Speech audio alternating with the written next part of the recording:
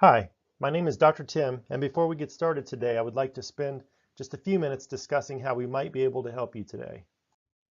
The first thing that I want you to understand is that chiropractors deal with the spine and the way that the spine affects the nervous system.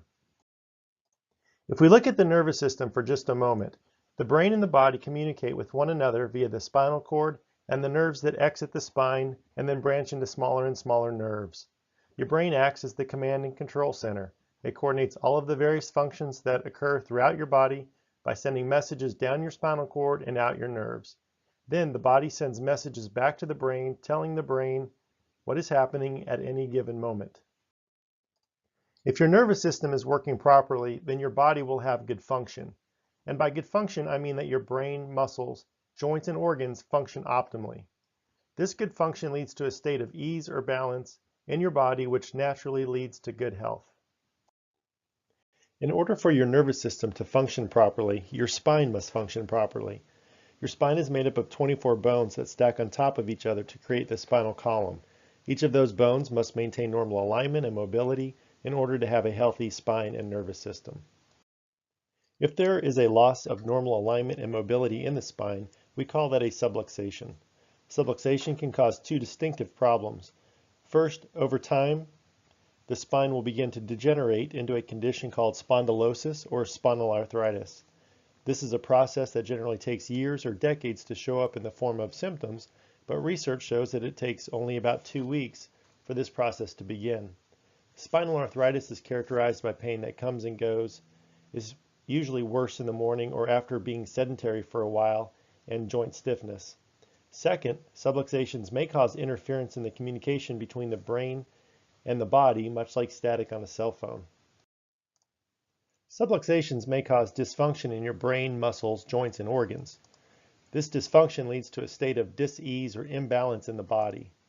Dis-ease can lead to symptoms like the symptoms that you may be experiencing today, and it may also lead to poor sleep, low energy, and issues with your mood. If you combine these dysfunctions and their effects, you naturally begin to experience a decrease in health.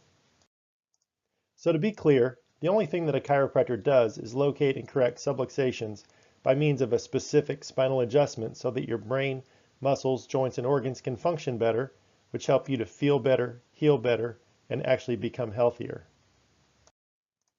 So how do we find these subluxations? If after my consultation with you, I think that you are a good candidate for care, I will perform an examination. During the exam, I am looking for 4 things: posture, mobility, point tenderness along the spine, and motion between each individual spinal bone. If you have abnormal findings, then that means that you do have subluxations and we may be able to help you. If your findings are normal, then you are not a candidate for care, but we will try to find another provider that might be able to help you. So that brings us to what causes subluxations.